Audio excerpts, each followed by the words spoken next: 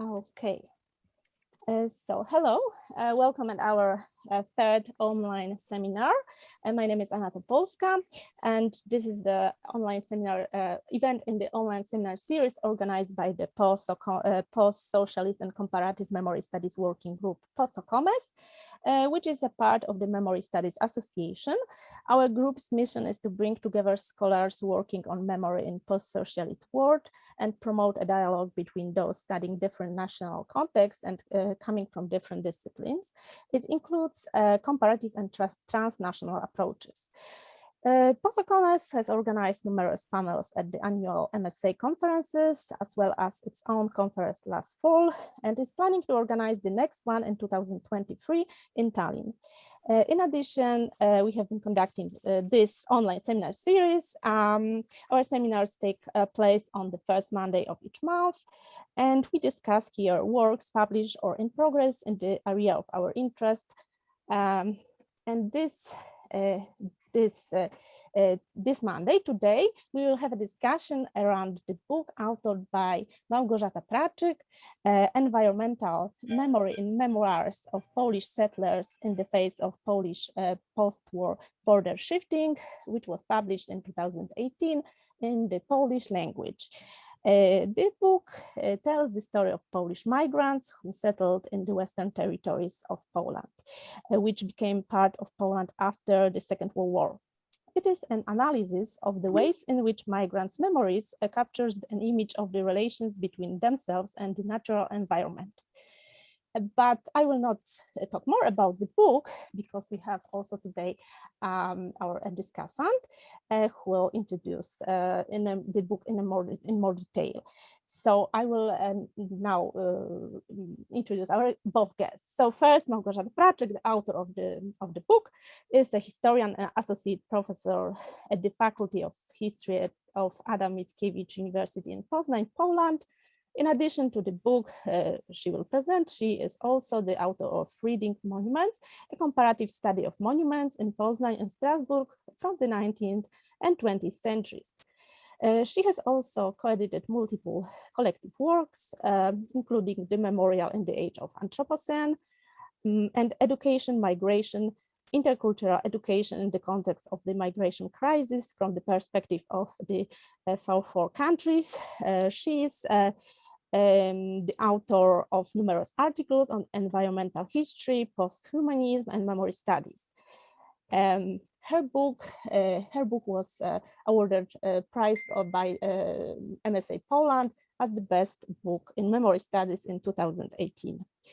Our second guest and discussant, Adam Izdebski, is an interdisciplinary environmental historian working on the late Holocene, leading projects on different time periods and regions of Western Eurasia, himself specializing in the ancient and medieval Eastern Mediterranean.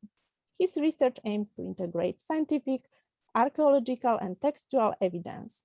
He is independent research group leader at the Max Planck Institute for the Science of Human History, Jena, and associate professor at the Institute of History at Jagiellonian University in Krakow. His recent publications include a review article in Nature on past impacts of climate on historical societies, a study tracing the emergence of market integration in archaic Greece in paleoecological data, and a multidisciplinary project on how climatic change played out in miracle stories in Italy at the end of antiquity. So how our event will look like. First, Professor Izdebski will present his review of Małgorzata Praczyk book, and he will provide some questions to Małgosia. Małgorzata will answer and also can add some elements of her presentation if she wants, and then we will have a discussion with our audience, and Professor Izdebski will moderate this discussion, so you can ask your questions or by on chat, or you can just unmute yourself and ask for voice. Which is preferred. Exactly. But this will be up to to Professor Izdebski, who and when will join the discussion. And we have we have hour and a half up to 2 hours. I don't know. I know Małgosia has a little bit more time than hour and a half, but Adam, do you have some strict hour and a half? Not very strict, but I would. Yeah. It would be easier for me if it was closer to 7 than 7:30 Okay, so of our meeting. So you will be moderating the discussion. So remember about okay. Okay. Okay. And then at the end, you can give the voice back to me, and I will close the session. So okay. So welcome once again, and Adam, now the floor is yours. Thank you very much. May I begin with a question? Does the audience know the book? I mean, okay, so I think most of us, of our audience, don't know the book, because one of the missions of our working group is also to promote some works that were published in regional languages, to promote them also in the English-speaking context, and to bridge, different context. Yes, that's clear. I just wanted to know, what is my task? Shall I go to a few questions and problems I would have for Gosia, or I should rather start with presenting the book. Yes, so exactly, I will actually start with presenting the book. And first of all, thank you for this invitation. I'm not a historian of the 20th century. I should make such disclosing statement at the beginning. Although I authored some articles on the 20th century, but not related to environmental history, so I have little context knowledge. It's not my period that I study. Still, being a Polish historian educated in Poland somehow gives me grounding, basic knowledge in what is at stakes in this book. What are the different discussions, debates, also in the media in Poland, and how this book intervenes or places itself in this context. I think I've already said that I'm grateful. I thank you for the invitation, and it's a pleasure to comment on the book of Gosia, which I read for the first time in the pre-published version in 2018 or something like that. When she was still working on it, already at that time, it was a great book, it's of course even better in the printed form. We've been working together on different environmental history projects related to the history of Poland for many years. This is also something you should probably know. So we are coming here in the context of a close collaboration.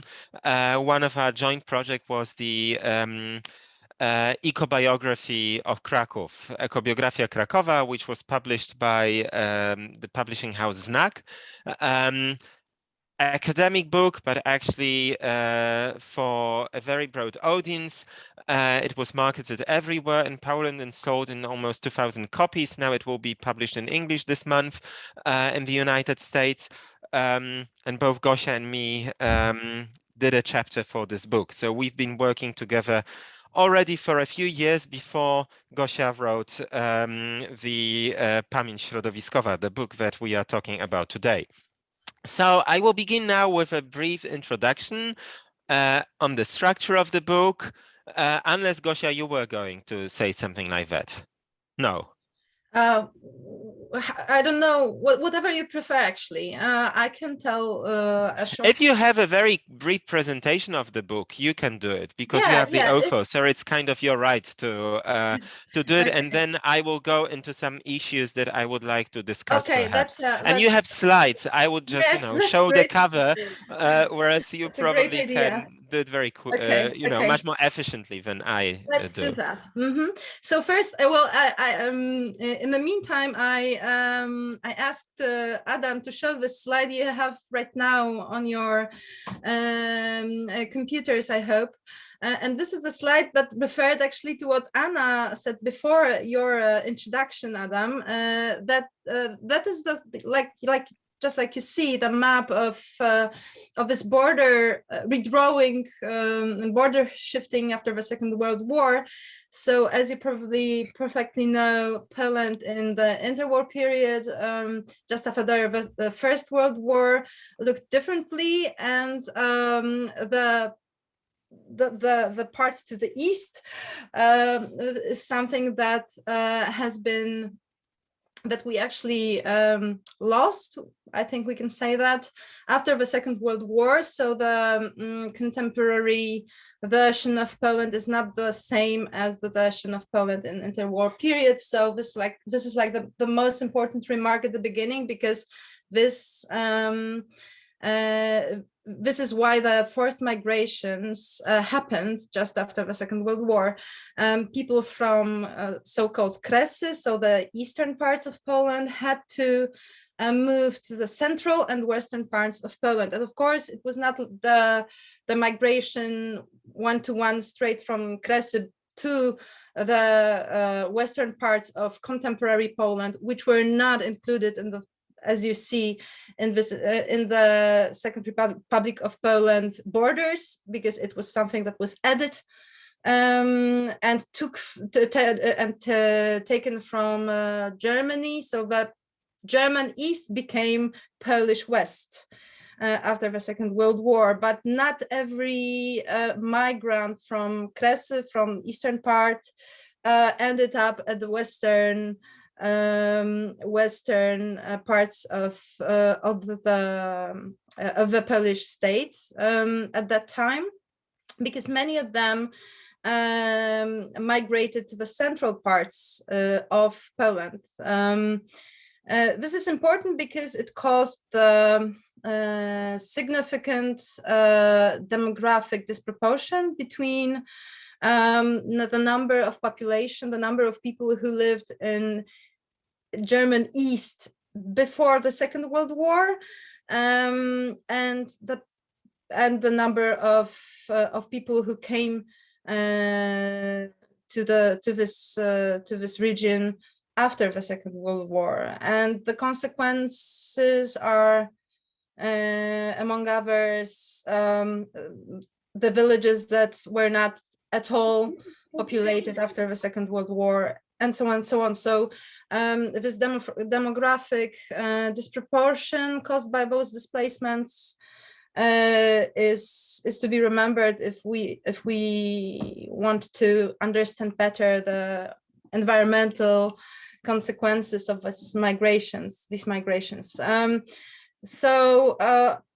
Yeah, so this is the first remark, the change in borders and the problem of demography. Could you please skip to another slide? Yes. Now I would like maybe make a comment on sources. So I went through over 1,000 of memoirs. It was actually 1,250, as I remember well.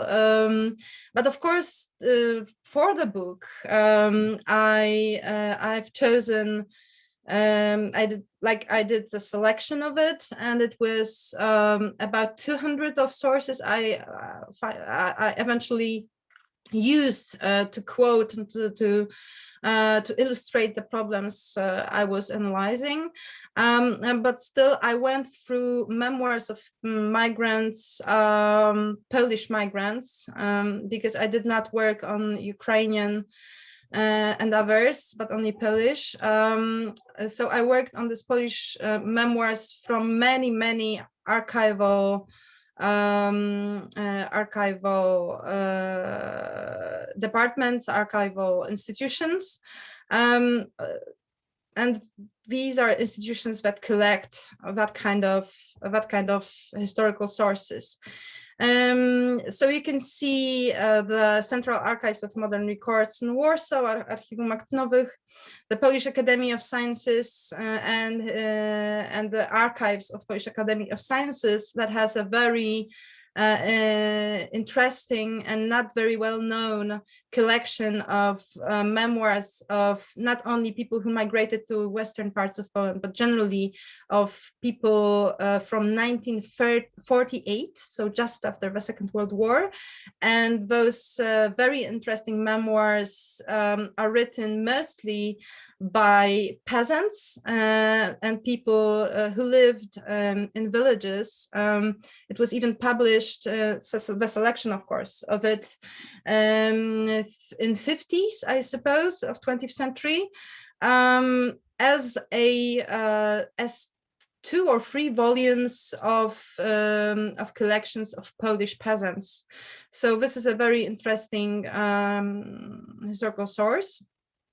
Of course, we have some institutions that collected particularly the memoirs of people from this Western so-called regained, recovered territories. So from Olsztyn, before it was, of course, Prussia, from Szczecin, and from Opole and Poznań, which was not the part of recovered territories, but had a very important post of the Western Institute that still exists, and this is the institution that published first famous collection of people who were forced to migrate after the Second World War to this Western borders of Western parts of Poland. So as you can see, you have here the statistics of how many, more or less, how many memoirs I used from which of those institutions. And the Poznań Institute, the Western Institute, is the best represented, I would say. And this was my main source, because as was already said in the introduction, I worked on memoirs to somehow investigate the ways of memorizing the experience and of descriptions of experience of Polish migrants to the western parts of Poland. Let's skip to another slide, please. Adam, if you could. Oh, this is the example. This is a very interesting example. I really liked it, and I even put it in my book, because not only memoirs were the narrations that were written by people, of course, by hand, but not only, also typed in the no, jak jest maszyna do pisania. Typing machine. Yeah, on typing machines, but also it was a handwriting. But some of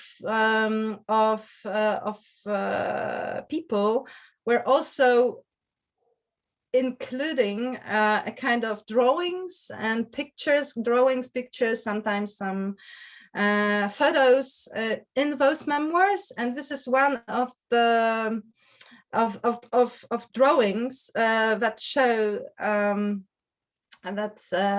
shows map of the settled area by this person, and on this picture you can find, this is in Polish, but I can tell you that a lot of places that are described here on the map refers to the environment and to the nature. So you have my garden. Maybe Adam could show my garden here in the center. Can you? Yeah, that's here. The next is the garden of other person. Here you can see stodoła, the place where horses were kept. Nie, to była stajnia. Like the barn, yeah. Below you have could you please help me how best translate the word zarośla łąki, the meadows, yes, some kind of Right. Here, of course, the name of the river. Yes, Odra, the Oder. Oder And the German Democratic Republic here, so NRD, Niemiecka Republika Demokratyczna. Yes. So as you can see, and here is a bridge that has been had been demolished. Yes, exactly. And here is the point where people were given horses that were the part of the international help that was like they were conveyed to Poland by the Red Cross, for example. So this is a place where you could be handed with a horse. Okay, but this is just the example of an interesting image that was put in the diary, and this is a kind of, the texture of sources I worked with. So this is why I would like to, I wanted to show it to you. Maybe next slide. Chronology. This is also important in terms of working on memoirs and the way of how memory works. I started with those memoirs, of peasants that I told you about already, that were written in 1948, and then the last collection of memoirs that were collected by Karta, very important Warsaw institution that collects that kind of sources, were collected in 1998. So as you see, I have like 50 years, so 5 decades of memoirs collected and worked on. Okay, next slide. Yeah, because I should also do this, make this small remark on the character of those sources. This is interesting because for historians, memoirs are not such a, I would say, respected resource of knowledge, and they were for many years treated as kind of ersatz, kind of something that can be added to a serious historical sources, documents created by institutions and so on. And not many historians actually work on memoirs because of this problem of how memory work and how to use those memoirs in terms of creating and producing some kind of historical knowledge. But the thing that was interesting for me was, of course, the question of how people were experiencing and describing and were feeling the nature itself, not the objective, factual existence of it. And of course, memoirs are a great source for historical source for the history of mentality, history for how people are thinking about some problems. Great source for social history, for history of everyday life, and so on. But as I told you before, not so important for example, archival institutions, and a lot of memoirs I worked on were actually abandoned somehow in the small palace outside Warsaw, and this is how they looked like when they were found by one of co-founders of Karta, who believed that they are a very important historical resource, and he had to actually conduct a battle to actually put them in the main archival institutions of Warsaw, to keep them and to restore them and to archive them, actually. So the status of these memoirs was not established as something very important up till 80s, 90s of 20th century. And still not many historians use those sources. The reason for that is also the the character of those sources. It is really difficult to go through so many narrations. Some of them have multiple, like many pages. So you need to go for like through a lot of those memoirs to actually find something that might be interesting for you for your research. So this is not a very easy source, but still I find it very interesting. And the second remark that refers to sources, and the last one, sorry for this very historic introduction to the topic, but for us sources are important, so I have to stress a little bit this problem. So the second and last remark is that in Poland we have really interesting and quite extraordinary collection of memoirs because of initiative that was brought by Florian Znaniecki, so the founder of Polish sociology, and the founder of the competitions for memoirs in Poland, and not only in Poland but also in Chicago, where he worked for many years. He encouraged people, because of the lack of knowledge about peasants, about not very famous and important figures of history. He wanted to find something more about the life of ordinary, let's say, so-called ordinary people. And he launched the series in interwar period, the series of competitions for memoirs.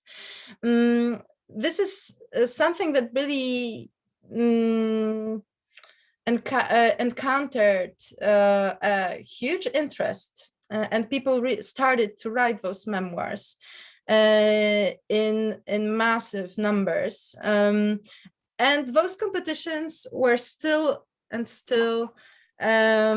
launched for many decades. And this is something which is very specific for Poland, because in many other countries you don't have that kind of sources, that kind of massive numbers and numerous memoirs of people who wrote some memoirs concerning the particular problems that were given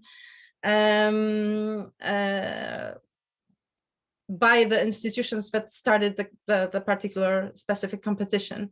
So this is why we have, for example, specific memoirs of people who migrated, the memoirs of migrants to western parts of Poland. But we have also memoirs, for example, memoirs of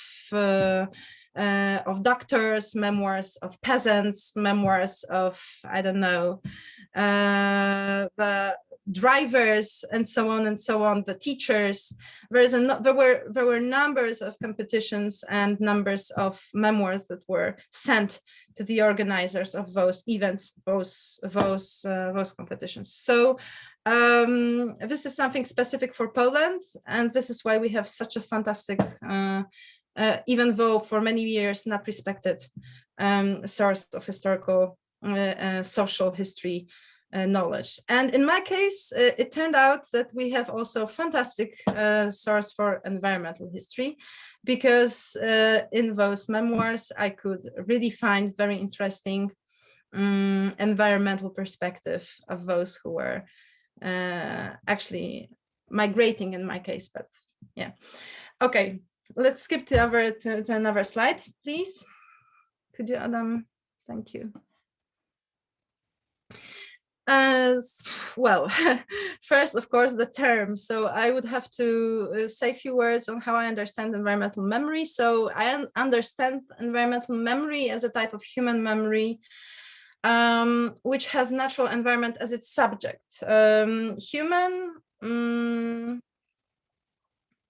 by co-creating this environment, enters with its other elements into multi-directional and reciprocal, which is very important, mutual relations, which are expressed in the functions that are inscribed to the nature. Of course, those functions are something that I like. This is like the added value, because people just simply describe those relations.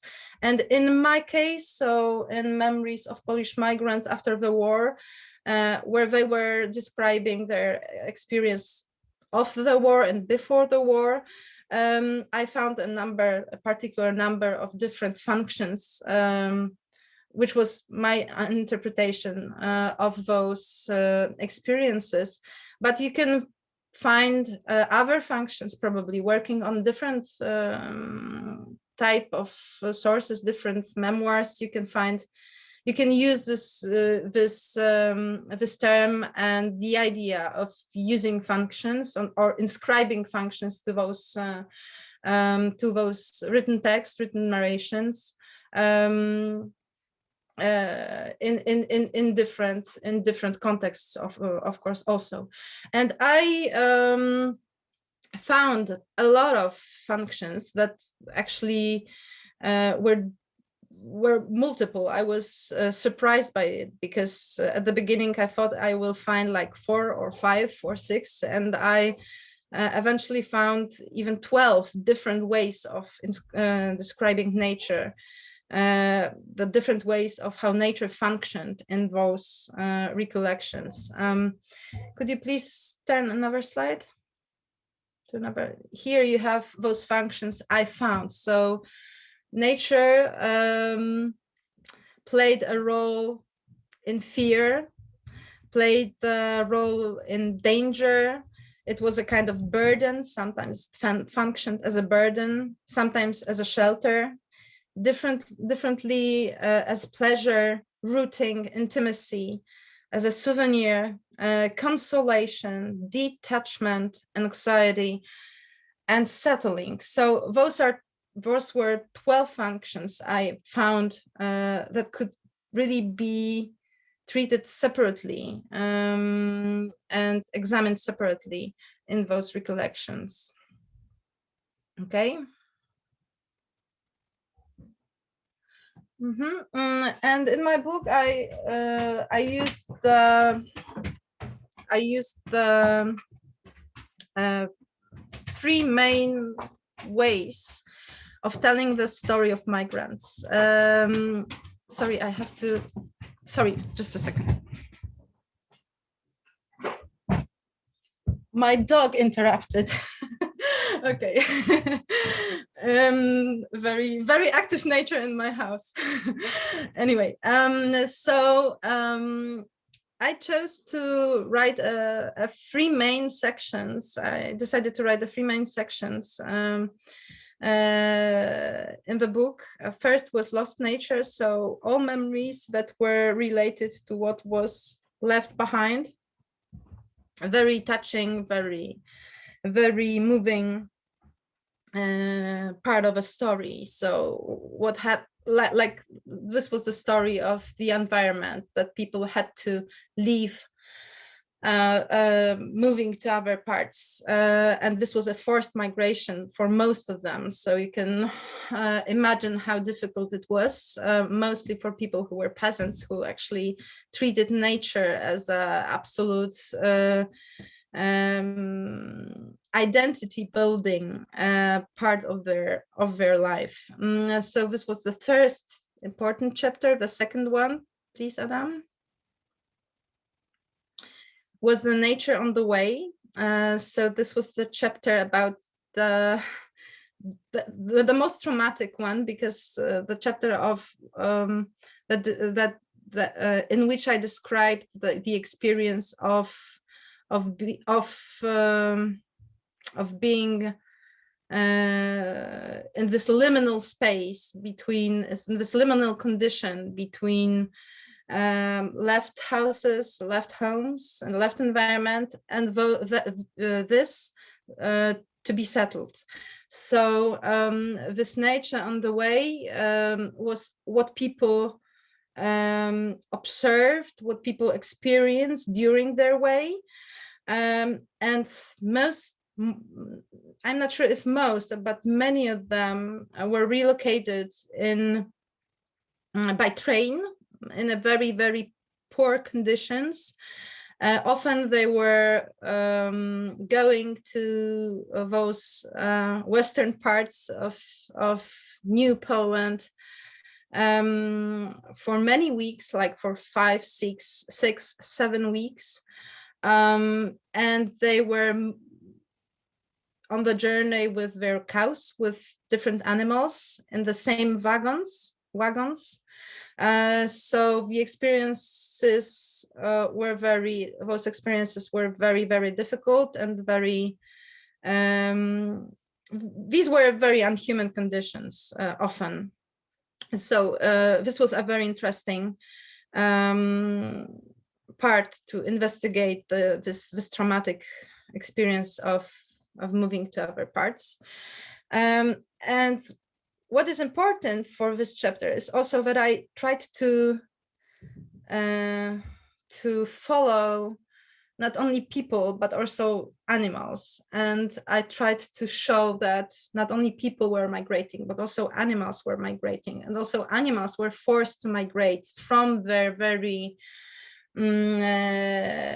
accommodated and domesticated environment to something that they really did not know and they were not at all used to.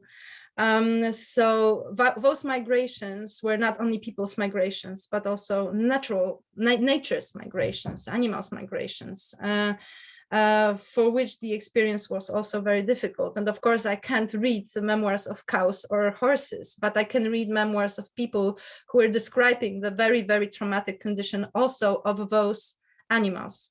So this is also the part of the book. And the last one, Adam. Okay, this is still nature on the way. Okay, I can comment those photos that show devastation, because the experience of nature during the way was also the experience of devastated and post-apocalyptic landscape of post-war environment, so devastated by the war. Okay, next slide. Next, please. Okay, next. Those are simply the examples of different photos I found in one of those institutions that show, but just after the war, the way of people were living in those recovered territories. But the third main part of the book was related to the experience of domestication of Western parts, the domestication of landscape, of the environment that they had to live in, among ruins, among devastated and post-war kind of catastrophic, apocalyptic regions. Next slide. Still the same story. Next. Okay, so the name of this chapter was Settled Nature, and it was very interesting not only because of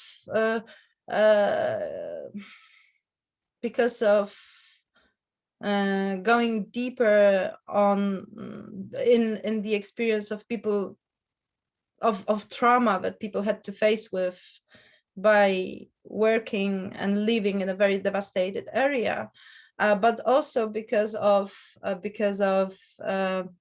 very interesting descriptions of how people slowly started to accommodate to this new environment, and how they started after years, sometimes after a few years, sometimes after decades, feel that that they are actually the part of it, that they became the part of this newly new environment. So this was the very also touching and very interesting and like the story of the process of becoming the part of something that was completely different from what they left. And here, of course, you have examples of comparisons, examples of rejection, differences in generations. Of course, younger generations felt this was easier for them than for their parents, for example, but still very interesting examination of this process. Okay, I think that we can, we can stop here, because here you have like examples of different photos of different functions, but still the main problems I think I already described in this small introductory talk. Thank you. Thank you very much, Gosia. So I will now try for the next 5 to 10 minutes to address, to continue the presentation of the book. First of all, I think there are a few things that should be mentioned, and then perhaps pose some questions that we could discuss together. So something that Gosia didn't say, and that is very important, is that this is the first ever book on environmental history of modern Poland, in the 19th or the 20th century. There is no other book like that in this way. This is absolutely groundbreaking. So I'm approaching this book, this already shows it, from a different perspective, because I'm looking at it as a study in environmental history. And in this way, it is a revelation that you can approach the history of Poland in this way, and so profoundly and in such a detailed way show not only the existence of the environmental dimension, but its primary importance, I would say, as the book makes clear. So in many ways, this book, and I think this is why it should be translated into a foreign language, and foreign language that is an international language, and I very much hope this will happen soon. This is a major change in the Polish historiography, that there is a very serious monograph of 325 pages of text, as I have just counted, text and illustration. As you can see, very interesting photos that, let's say, appear every 30, 40 pages in the book, with detailed comments each time they appear. Even though they do not form part of the narrative of the book, of the argument, they are very important addition that makes it easier to connect with what is being read and gives interesting illustrating material. So in this way, what I want to say, it's really a very special book in the context of current Polish historiography, historical writing in Poland. It is grounded in the memory studies, which are relatively well developed in Poland, have their long tradition. Also, oral history somehow connects to that. But in terms of what Gosia did with these sources that are somehow well accepted to an extent in Polish historiography, this was something completely new and very innovative. So this is the first comment that I wanted to make, and probably Gosia did not feel natural in making that clear, but this should be really made clear from the beginning, that we are talking about something completely new, innovative, and really groundbreaking and rejuvenating, renewing for Polish historiography. In terms of the structure of the book, Gosia's presentation in a way gives you the idea of the structure, which I would say is very classical. So you have the first chapter, first you have the introduction of almost 40 pages. Then you have another which sets the book, provides some introductive information, etc. And then it goes into, let's say, a kind of the first chapter, which is the introduction to historiography. So nature and memory in the research on the Western, I don't know how you would translate Ziemiach Odzyskane. I mean, recovered territories. Recovered territories, yes. However strange it sounds like in Polish we are accustomed to hearing Ziemiach Odzyskane about lands that, had not been Polish for 800, I mean, Yeah, Polish, of course. 800 years. And when you I always suddenly put hear it in- regained or recovered territories in English, you feel how strange the name is and how Yeah, much propaganda sits in that, because, yes, yes. you've heard that from, from the age of 10, that there are some Ziemiach Odzyskanych, yes? But Yes, suddenly when you hear that recovered territory, recovered after what, basically? well, in English, you have two Conquered. versions. You have two main versions that are used: regained or recovered, and I prefer recovered. Yes, But I none mean, of it should this be is a good conquered. solution. I mean, really, and this is why I always say, like entre guillemets, I don't know how to say in English, like in Quotation marks. quotation Yes. marks. And this is how I Yes. use in Polish language, also saying Ziemiach Odzyskane, I put it in quotation marks. Yes, you can see it here. I confirm. And even in the title of the book, Yes. quotation marks. But basically, it should be conquered lands. In the end, there were even two Polish armies together with the Red Army who were conquering these lands. So it was a real military conquest that took place. And the inhabitants were fleeing this military conquest, and this is why they could be resettled. Anyway, we have the first chapter, historiographical introduction. Then we have the second chapter, which is introduction to the source material, since something Gosia started her presentation with today. And then we have the three main chapters that build the most of the book, 200 pages.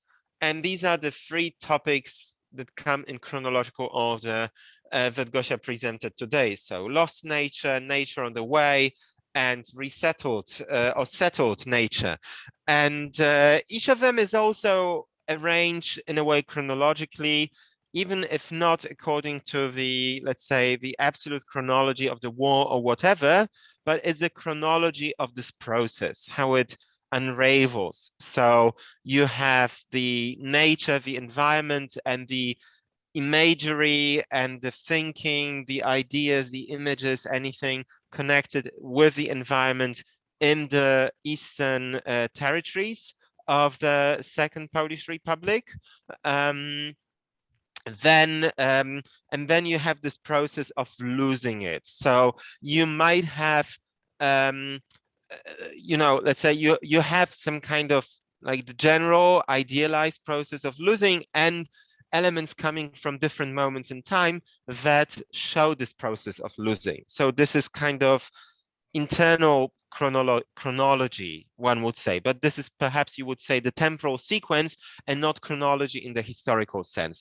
And this way, this is how every chapter is built. And then you have the summary and very extensive bibliography and to indices. What is interesting, there is both a name index and an index of nature elements. And this is very interesting because this shows that the intention, the purpose of the book, so not only to be a historical book, but also an environmental book, so that you can, and this is a very interesting index. When I look at it, it has both Latin species name, like Digitalis purpurea.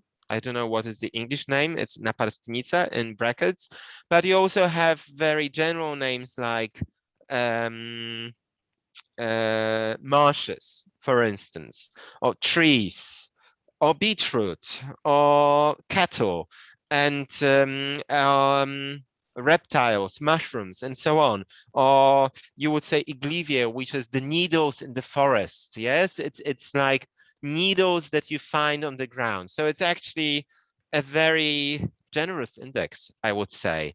I just want to make a small remark. This is because the generality of it, or the differences in the naming of those elements, are taken from the memoirs, because some of people were using Latin names for plants they were describing.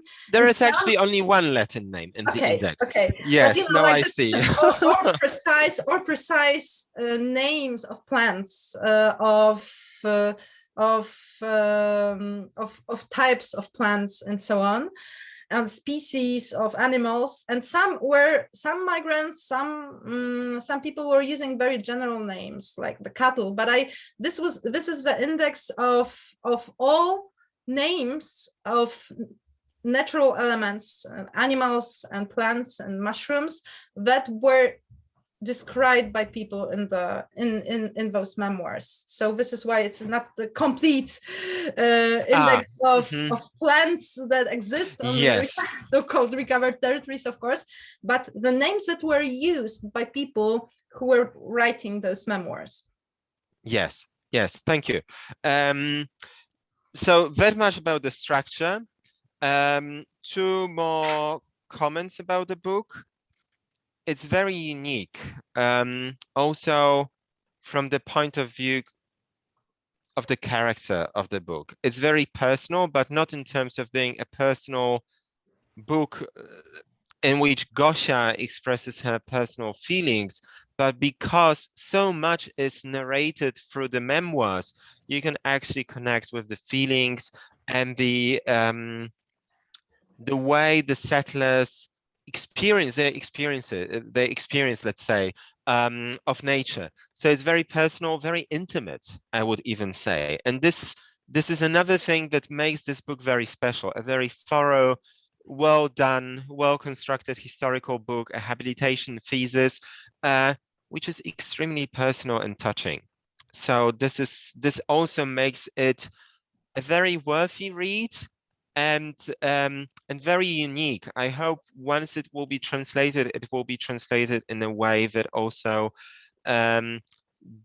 renders in a good way all these different connotations and, let's say, colors of emotions that we find in the memoirs and also in the narrative that Gosia is building. It is, again, I would say, something to praise, because it's not easy, and in some way it's a book that is also, let's say, belles lettres, in this sense that it was possible to keep this very intimate aspect of the memoirs that are often quoted in extenso,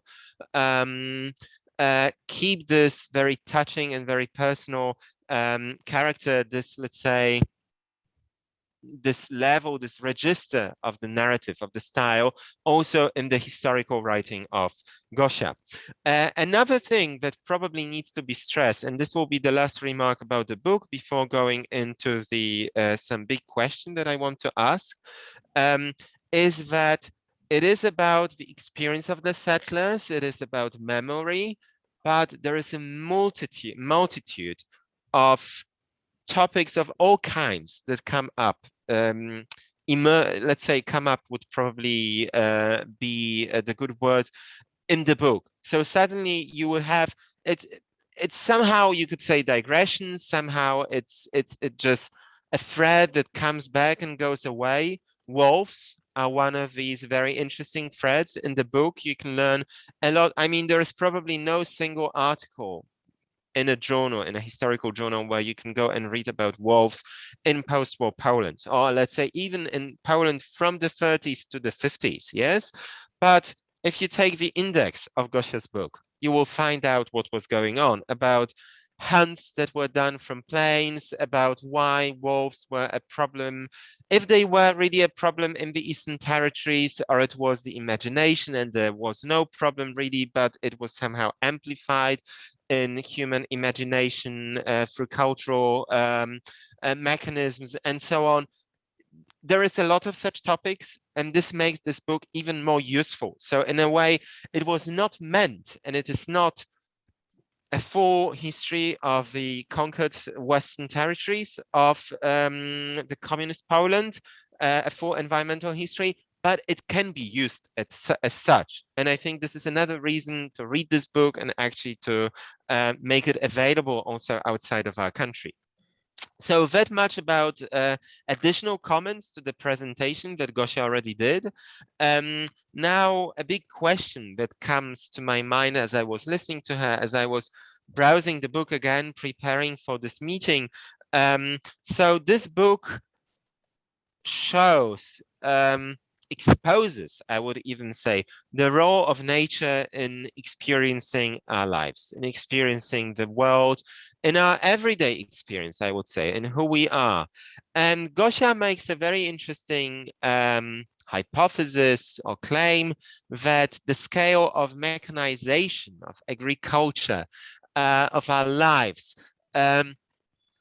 decreased this role. So that for her, it was a discovery that these people living already at the times that, you see all these like dozens of tons of steel on this photograph that ended up on some rural, road. I mean, it's such a complete nonsense. Imagine that you have like hundreds of tons of steel put somewhere, like the amount of energy that was used to take it there, the nonsense of taking it there just, to kill each other. Yes. So you have the Second World War is incredible mechanization, energy mobilization. It's a fully fledged fossil fuel project. But still, nature was so important to these people. It was the experience of nature that really built up their everyday lives, that really influenced on their psychology, on how they function, how they felt. And Gosia says, no, there is a big divide somewhere in the 60s, the 70s, perhaps. She doesn't give a date. The date is now given more by me than by her. But there is this process of mechanization, of transitioning to what is really modern technologically, and we lose this connection to nature. And this is why it was a surprise to me. So I'm not entirely sure if it's true. If it's true, the question is, if we are not returning back to that it was like, my question is really, when looking also at these photographs, this is nature and humans functioning in a really post-apocalyptic world. And this is something that probably most of us participating in this seminar will experience. So there are images of these destroyed forests. I'm now in a small village on the conquered territories, looking at the forest, and I'm absolutely sure that in 20 years, this forest will be damaged. It will look in a way post-apocalyptic because of the climate change. So to what extent this ecology of the apocalypse, this experience of environmental apocalypse is also, this would be my question, is not something that we will be connecting to very soon in the Anthropocene, which is actually time of total degradation and disturbance, disbalancing of nature, not through wielding tons of steel to kill humans, but actually wielding tons of steel in the end with our cars and whatever. So there is actually a lot of similarities when you start thinking about it. And perhaps this book could be used and could be referred to as something, what to expect, what kind of feeling, what kind of experience it will be for us, how we can go through this experience, how we can prepare ourselves for this experience, and also how deeply disturbing it will be. When you think about the pandemic and the Polish and German experience of the pandemic, I know nature was the ultimate soothing element. Yes, people were so enraged in Poland when for 2 weeks it was not allowed to go into the forest. This was their last resort, their last rescue, where they could go and, charge their batteries or get rid of these very disturbing, damaging emotions of the pandemic. And what if these woods, if these forests will be as they will be in 20, 30 years, suffering climate change and planetary crisis in the same way as us, as there will be no nature that could soothe us in the way, because wherever you go, you will see this disturbance. Yes, this is perhaps where I would end, and I think we can start some discussion. We have some 30 minutes more or less left, so I hope it will be enough for an engaging debate. Thank you. You can start, Gosia, I think. Yes, definitely. Yes, I would like to start because I would like to comment on your question. Thank you very much for your very kind and very intimidating introduction to my work, to my monograph. But yes. This was surprising, the importance of the role of nature in the life of those people, even though I was aware that people who were peasants who lived in the eastern parts of Poland and mostly lived in villages, they were very dependent on nature, but still the scale of it and different approaches to nature were really surprising. And yes, it's true, I can tell by the sources when in 60s and 70s and 60s in the process of electrification and industrialization of Polish villages, you see this rupture, and for example you see the landscape that is absolutely from which horses are gone, for example, because they are substituted by trucks and cars and tractors. And I'm actually I could see it in different historical sources, this change in the village landscape. So this is why, for example, the importance of nature and the dependence on nature were slowly decreasing. But I wouldn't say, because when you were posing this question, I was thinking all the time, but this is not like the decrease of importance of nature for now and ever, but that this was the moment. And I had this image of ourselves living in the Anthropocene epoch all the time. And while reading those sources, I was thinking all the time of myself and my children, for examples, of how we would act and we would react to the difficult times of, for example, the war or forced migrations that will come, because this is an issue when you work on a 20th and 21st century history, and you work on, for example, the problem of environmental migrations and resources and the wars that are waged because of lack of resources like waters and so on, or climate changes. And the change that I observed in Poland and Polish villages in 60s and 70s was the change that actually happened in Poland, but did not take place, for example, in different parts of the world. This was not like the universal problem. This was like for the history of Poland, this was the change you could see, this detachment from nature that we faced in our history in the 70s and till now, I would say. But the importance of nature and the role of nature shows itself and reveals itself in the critical moments. So, for example, right now, I all the time think about this, like when I think of people who are stuck between Polish and Belarusian border in Usnash, I think of these experiences of people who migrated after the Second World War, and this was also the experience of those people who are stuck, for example, somewhere between, in between, because they had to wait for transport, or they had to wait for the right to go further, and so on and so forth. And this is something that happens all the time. So the context produces this alliance, this dependence to nature. And of course, we live right now in the epoch of Anthropocene and climate changes and ecological catastrophe, I would say, that will bring us back closer to nature. And we will have to make decisions, and policymakers will have to make decisions because of of nature because of those changes. So the agency of nature will show its power once again, more and more. I did not treat it at all as a kind of process that ends, like that people detach themselves from nature and this is how it's going to be.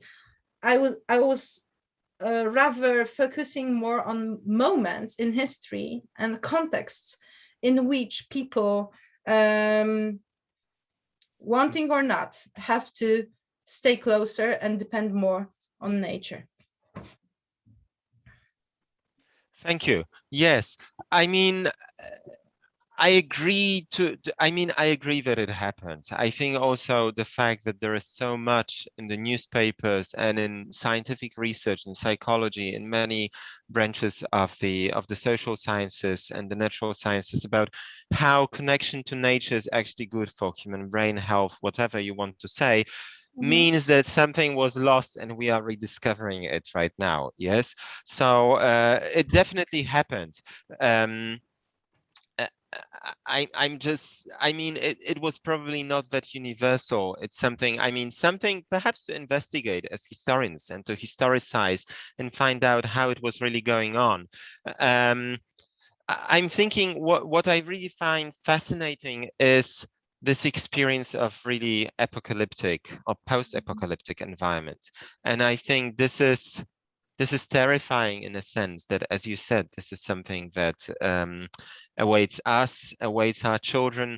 Even without war, even without migration, we disturb the environment to the extent that we see, very well in Greater Poland, vanishing lakes, drying forests, and, it's irreversible to a large extent already. I mean, we are doomed to many of this happening. It's just the extent that we can still decide on, act upon somehow. Yes, perhaps some questions from the public. So this is, of course, I just want to say, this is, of course, very discouraging to an extent, to realize that for these settlers, it was just an interlude and they could come out of that. For us, this will become probably a permanent state, which we will not come out from during our life, at least in the horizon of my life, I think. Once it starts, it will last, just because it takes so much for ecosystems to adjust to new climatic conditions. But perhaps this means that this is a very important experience we can learn from. We can see how they coped. We can imagine what will happen. So it's not Historia Magister Vitae in the sense of, ready solutions, but it's really what is ahead of us in 2030s, 2040s. It's really something that we have not experienced, something that humanity has only experienced to a very limited extent. And we as historians, we can bring up, make available this experience to prepare, to imagine, to also find out ways of coping for us, new ways of coping that we can use. This is why I think also research such as this one is very important. Yes, we have 20 minutes left and perhaps there are some questions from the audience.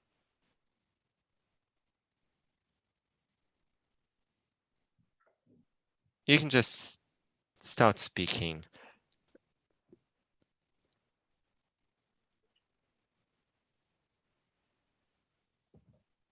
Okay, if there are no other questions, I would like to ask you something, Małgosia, but I would like to go in a little bit different direction, that this apocalyptic point of view, which of course I also share. But I was curious, if you are asking questions to your material, such as the agency of nature in mentality of people, not you in your interpretation. Yes, I know you did this, but I'm thinking about like this interplay between nature and ideology, especially communist ideology, which was being imposed, and also the fight to get rid of as much of religious aspects as it possible. And so I'm going to the question. And so was there any like kind of religious, sacral, or magical, even pre-Christian, a role that in nature that was seen or cultivated by those people. As you said, they were coming from rural background. So was that at all kind of preserved on how this played with the ideological layer of social life? And, you know, how these aspects played together? And if you ask at all these questions, or not in this book, or maybe some other publications, or maybe this is some questions you would like to discuss later, but this is something that came to my mind. Yeah. Thank you very much for this question. This is an important issue, and yes, I would say that my study showed a complete difference between the private, intimate experience of people and how it is not connected to the ideological narration, the propaganda narration, for example, of communist time, which was completely which of course referred to nature, but on a completely different scale. So the communist propaganda was, of course, the propaganda of how we battle and how we conquer the nature and how we are the most important agents on the earth and can change the way the rivers flow, and so on and so on. And this was not at all present in those everyday life experience of people. So this, like the poetic and epic and different poetic and ideological matrix of how to think about nature was completely different from how people actually narrated the nature itself. They simply described their own experience, and I didn't find at all in all those over 1,000 of memoirs, I didn't find at all the references to this huge political propaganda narration concerning nature. But of course, it shows mentality of the epoch. So it shows the ways of thinking about nature, but I wouldn't say that it's so much related to this propaganda atmosphere, ambience of communist time, but rather it is related to the figure of animal, which is a subject of people work and subject of people usage simply, and of course not only not animals that are treated more like machines, but only for some of those people. So you have cruelty, you have all these very unempathic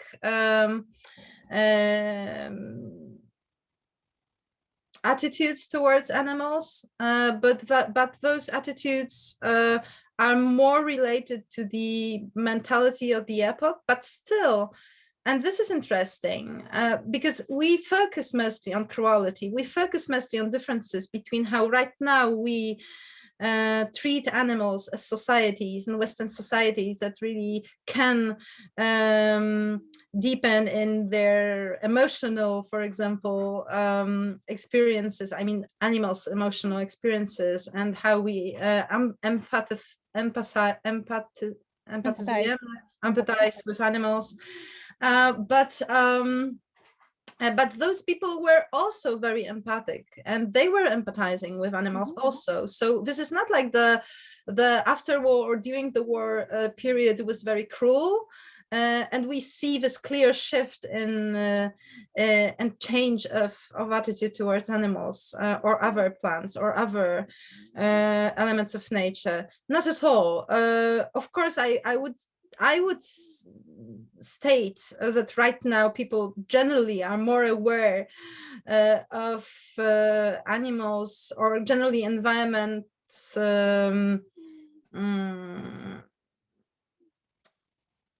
subjectivity or agency, but even in the epoch I analyzed, people were very, very, were creating very close and intimate and empathic bonds with different elements of nature.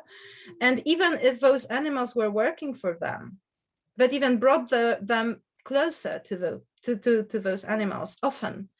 This was not only the picture of cruelty and abuses. This was the picture of being very attached to with whom they worked. And among those whom are always also animals. And magical, the second thing, magical religious connotations, there were no such connotations, not at all pre-modern.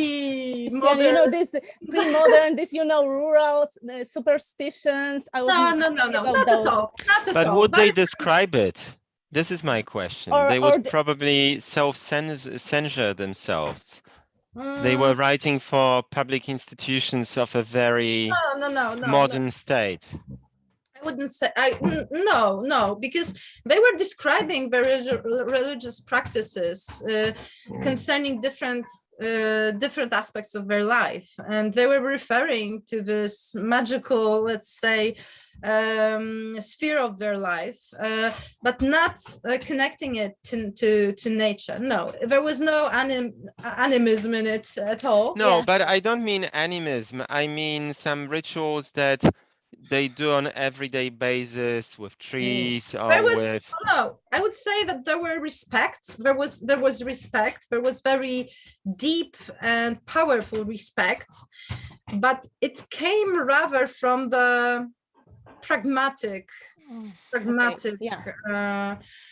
perspective, pragmatic, because they understood that they have to respect animals or plants because they have to respect nature, because they depend on nature. And I did not find any mysterious, magical and religious connotations to it. There was no narration, let's say, for example, like, this is the work of God, so I have to, this is like my partner in work, so this is why I have to cooperate with it. And of course, the thing I mentioned at the beginning, so this identity building, so they felt like this was like something they pielęgnować, nie wiem jak to powiedzieć, że jakby oni to took care of. But this is, I must say, this is very interesting, Gosia, because I recall let's say this is literature authored by Russian and Ukrainian immigrants in interwar Poland. And I read one or two very interesting novels that were extremely magical, based on, apparently, I mean, that in a way ethnographic, yes? They were showing how still in the 20s, in the 10s of the 20th century, the rural population in the Eastern Territories of Second Polish Republic, how all of this was magical to an extent. I mean, in the sense that there were different creatures that were imagined to live in rivers, in streams, in sources, in trees, etc., etc. And I would be pretty sure that these people who moved to Western Poland participated in this imagined universe, but perhaps this is very interesting, perhaps because this was very localized and very, you know, topographic, in the sense that it was in this specific place that this magical force, I mean magical treated loosely, lived. So when they moved to a new place where, you know, there was no grandmother who would tell them that there is this creature living in this river, you know, they were no longer making it up. They were, let's say, modern enough not to make it up themselves, to imagine Rusałka, Topielec, whoever. And this is why this does not come up, but perhaps this was also some kind of... I'm not sure. I think you go too far. Maybe you are somehow right. Well, I can tell you two examples. Yes, because while we were talking, I remembered I recollected one thing. There were two elements of nature, and this was snakes and wolves, to which some satanic values were inscribed. I remember very well description of how snakes were treated and how they were killed very cruelly by people living in villages because they were the sign of something very bad and religiously connotated also. Yes, I'm Bible and all this stuff. Yes, of course. So snakes, and this was a kind of ethnographic also, like the ethnographic tale, wolves and snakes, but generally, and I would not at all state that this is because the disruption you were talking about, because there were parents and there were grandparents who were also moving to those territories. Yes, but even them, what I mean is that it's something that is very specific to the place, that is being narrated by previous generations. In this place, on this mountain, in this river bend, yes, where it turns, there lives a devil. Yes, if you read even Dolina Issy, the Issa Valley by Miłosz, the world is populated with that. And this is, and this is something he experienced. Yes, he experienced in, let's say, just before the First World War, when he was a young boy, being brought up in central Lithuania. And this guy from Ukraine, who was a Polish immigrant in Poland and wrote this novel, he collected all this imaginary also around the First World War. So these people were, let's say, grandparents or parents of people who were, let's say, the most active generation in the move. And what I mean is that, it is very topical in the sense of being of the literal topos, yes, place, in the physical sphere. So if you move to a new place and there is nobody to tell you, listen, nobody you trust, yes, of course you don't trust Germans, and there were very few Germans, yes, nobody to tell you, listen, behind this mountain, be careful, there is something strange, some ghosts, some, you wouldn't make it up so easily, yes. And snakes, wolves, this is something that is kind of translational, possible to translate. It's not about a specific place, but it's about a specific species of animals, yes. So this is why it could still work. But we also see, we even had conversation 2 weeks ago, that Western Poland today is like the most progressive in a way. The least, like, you see very clear political divide between the former Austrian and the lands that were part of Tsarist Russia and not the Kingdom of Poland. Then you can see a clear divide between Prussian and Russian parts of Poland. And then there is even stronger another divide between the conquered territories and the pre-war Poland. So perhaps this is again an element of that all these traditional connections, this web of traditional web nexus in which these humans functioned, and even in the sense of Latour, yes, not non-human and human networks in which they function, they were not taken and implanted in a new place entirely, only partly. And this is why they could be, and they are today as well, more modern, more progressive, let's say, and so on. Well, this is interesting. I would have to reflect on it more, but I would. I mean, it's something to verify.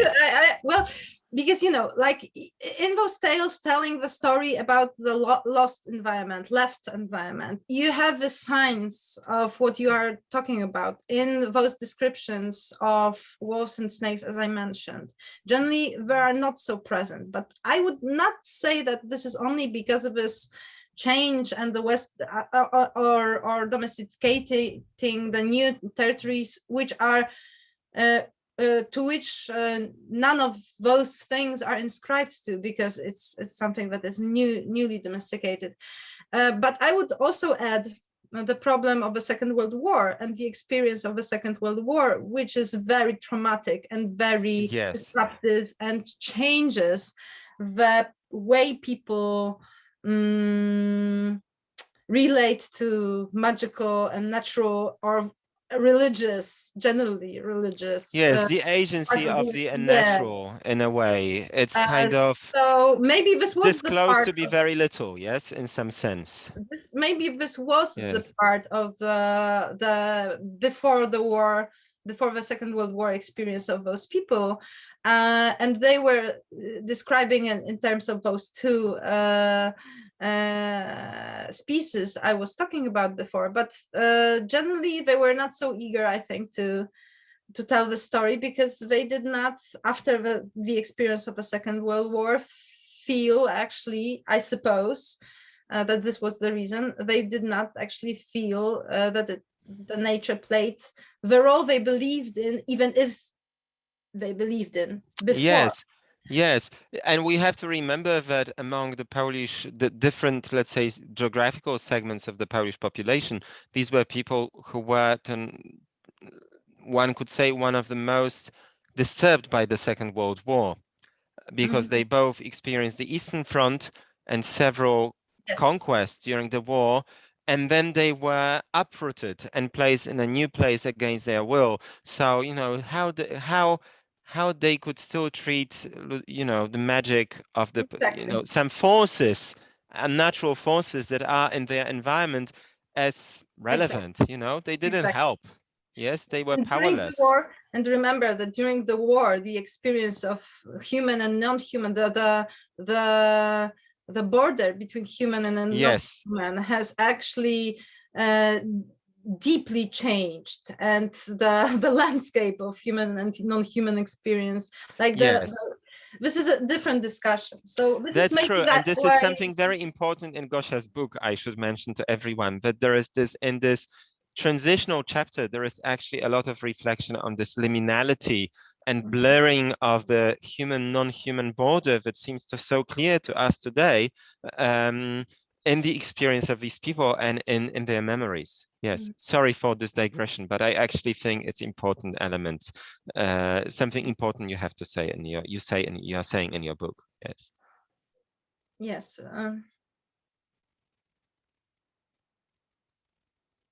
Perhaps if we have no other questions, we stop here. It's 7 o'clock.